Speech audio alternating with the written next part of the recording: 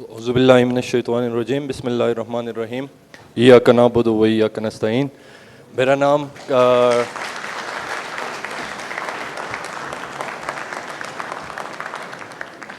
نام ڈاکٹر فیضان ہے. میں ادھر ہاؤس آفیسر ہوں. سب سے پہلے تو کچھ دن پہلے میں نے یہ لوگو دیکھا امیجن پاکستان 2030. تو چیلنجز تو بہت ذہن میں آ رہے تھے, اپرچونیٹیز تو کوئی نظر نہیں آ رہے, اور وے فارورڈ جو ہے تو اس میں جو ہمارے مین ادارے ہیں جو وے فارورڈ نکالتے تو وہ تو اس چیز میں انٹرسٹڈ ہی نظر نہیں آ رہے 2030 تک. میں سر کی بات آگے لے کے جاؤں گا. دا وے فارورڈ صرف یہ ہے کہ اسٹوڈنٹ لیڈرز آ جائے. جب بھی اس ملک میں اسٹوڈنٹ لیڈرز آئے انہوں نے اس ملک کو کچھ نہ کچھ کر کے دیا ہے. سر آپ نے بدماشی کی بات کی, وہ پولیٹکس ہے. سر آگے سے آپ کے ساتھ جو ہوتا ہے آپ نے اسی طرح رسپونڈ کرنا ہوتا ہے. آپ اگر چیلنجز کی بات میں کروں تو ایک معاشی چیلنجز, وہ تو اس سے تو آپ انکار ہی نہیں کر سکتے. ایک پولیٹیکل انسٹیبلٹی ہو گئی. دوسرا سر آپ نے وہ مڈل کلاس بندے کی بات کی کہ وہ آگے نہیں آ رہے.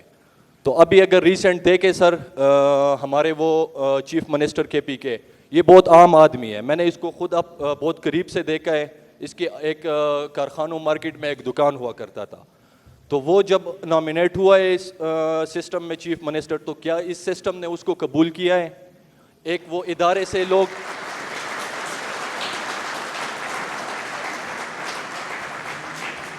تو یہ آپ ان نوجوانوں کو کیا پیغام دینا چاہتے ہیں؟ جو سر آپ 1% کی بات کر رہے, تو وہ 1% بھی تو اس ملک سے نا امید ہے. وہ بھی تو ہر کوئی باہر جانے کے اس میں ہے, چکر میں ہے کہ ہم یہاں سے وہ کیسے کس طریقے سے نکلے. سب بچتے ہیں پیچھے 99%. تو 99% کے لیے تو ہمارے پاس کوئی پلان نہیں ہے سر.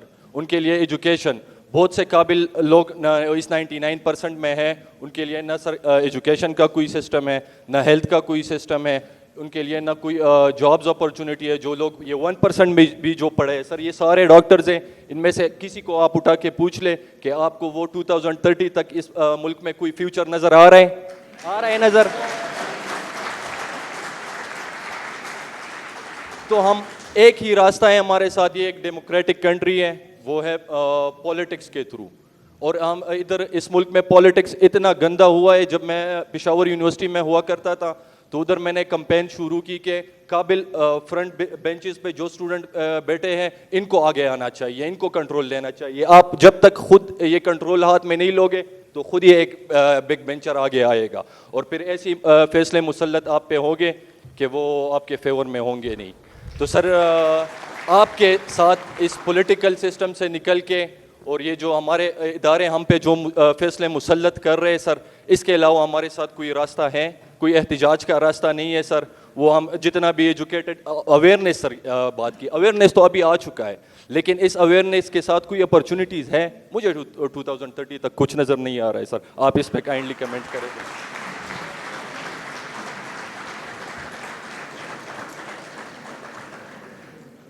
میں کوشش کروں گا آپ کی تقریر میں سے سوال نکالوں اور پھر اس کا جواب دوں.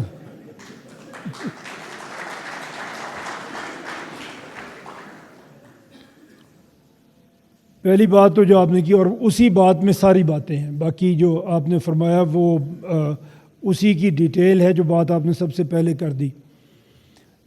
میں جو بلیو کرتا ہوں, اور آپ دنیا کا جتنا بھی لٹریچر اس پہ پڑھ لیں گے, لیڈرشپ پہ پڑھ لیں, کسی پہ پڑھ لیں, اپرچونٹیز ہمیشہ چیلنجز میں ہوتی ہیں. جہاں پہ چیلنج نہیں ہوتا وہ اپرچونٹیز بھی نہیں ہوتی. چیلنج ہوگا, آپ اس کو ایز اے چیلنج لیں گے تو آپ کے لیے اپرچونٹیز پیدا ہوں گی.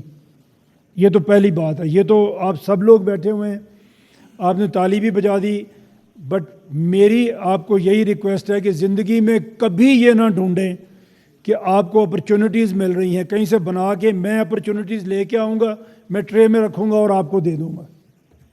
ایسا دنیا میں نہیں ہوتا. چیلنجز ہوتے ہیں, you have to convert those challenges to opportunities. جس میں یہ ہمت ہے وہ آگے نکلے گا, اس کے آگے نکلنے کو کوئی روک نہیں سکتا. جو یہ سوچ کے بیٹھ جائے گا کہ چیلنجز ہی چیلنجز ہیں, اپرچونٹی تو ہے ہی کوئی نہیں, اور میں تو ان چیلنجز کو فیس کر نہیں سکتا, اس لیے میں تو کچھ کنٹریبیوٹ کر ہی نہیں سکتا. آپ وہ لوگ ہیں, آپ ذرا اپنے آپ کو آپ انڈر ایسٹیمیٹ نہ کریں اپنے آپ کو اتنا. آپ وہ لوگ ہیں جنہوں نے میٹرک میں, ایف ایس سی میں, ایم کیٹ میں اتنے نمبر لیے ہیں کہ آپ میڈیکل کالج میں پہنچ گئے ہیں. آپ کے ارد گرد میں ہزاروں لوگ تھے جو یہاں تک نہیں پہنچ سکے. آپ کے کلاس فیلوز ہوں گے. کتنے لوگ تھے جو پرائمری میں, جو کلاس 5 میں نے آپ کو بتایا 66% بچے کلاس 5 تک پہنچتے پہنچتے ڈراپ آؤٹ ہو جاتے ہیں. آپ ان میں سے نہیں تھے. آپ نے کمپیٹ کیا وہاں پہ, اور وہاں سے کمپیٹ کرنا شروع کیا, آج تک آپ کمپیٹ کر رہے ہیں. یہ چیلنج ہے جس کو آپ اپرچونٹی میں بدل رہے ہیں. آپ کی سوسائٹی آپ کو سپورٹ کر رہی ہے کچھ نہ کچھ. آپ کے پیرنٹس, آپ کی فیملی, آپ کے ٹیچرز آپ کو سپورٹ کر رہے ہیں ٹو گرو, اور گرو آپ نے کرنا ہے. ہم بھی ایک سپورٹیو انوائرمنٹ بنانے کی کوشش کر رہے ہیں. گرو تو انڈیویجول نے خود کرنا ہے. اگر آپ یہ سچ سوچ کے بیٹھیں گے چیلنجز ہیں, میں کیا کروں, ہم تو کچھ کر نہیں سکتے, تو پھر تو کچھ ہو ہی نہیں سکتا. یہ تو سب سے بڑی ناکامی ہے. مایوسی تو کفر ہے ہمارے دین میں بھی. ہم نے چیلنجز کو اپرچونٹیز میں کنورٹ کرنا ہے. دنیا نے کیا ہے, ہم کوئی انوکھی بات ایسی نہیں کر رہے. آپ چائنا کی ہسٹری اٹھا کے دیکھیں.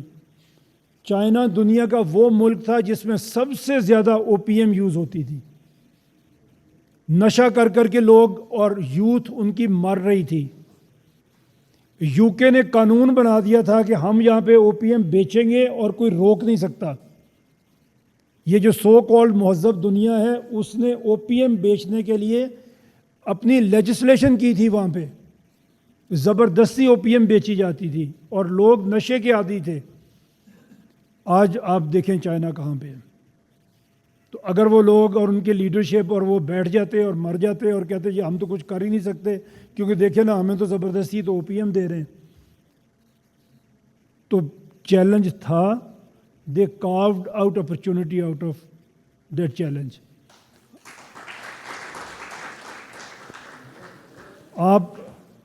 میں تو بات ہی یہ کر رہا ہوں, اور ہم تو یہ چاہتے ہیں کہ مڈل کلاس میں سے, آپ میں سے لیڈرشپ نکل کے آئے. آج آپ کے پاس کے پی میں بڑی اچھی بات ہے, مڈل کلاس کی لیڈرشپ آئی ہے, لیکن ہمارا نظریہ تھوڑا ڈیفرنٹ ہے. ہم یہ چاہتے ہیں کہ کوئی اپنی مہربانی سے کسی کو نامینیٹ نہ کرے. مڈل کلاس فرسٹ ایئر میں آئے, وہاں پہ آئے جہاں پہ وہ لیڈ کر سکے اس ملک کو. یہ ہماری بات ہے, اور اللہ کرے آپ کی جو بھی لیڈرشپ آئے وہ صوبے کے لیے کام کرے. صوبے آگے آئیں گے تو ملک آگے آئیں گے. اور میں نے آپ کو, میرے پاس کلپ ہے اگر کسی نے سننا ہے, عمران خان صاحب کا, وہ یہ بتا رہے ہیں کہ ہر صوبہ بنے گا, ہر ڈویژن صوبہ بنے گا تو کام چلے گا. تو یہ بہت سے لوگوں نے کیا ہوا ہے.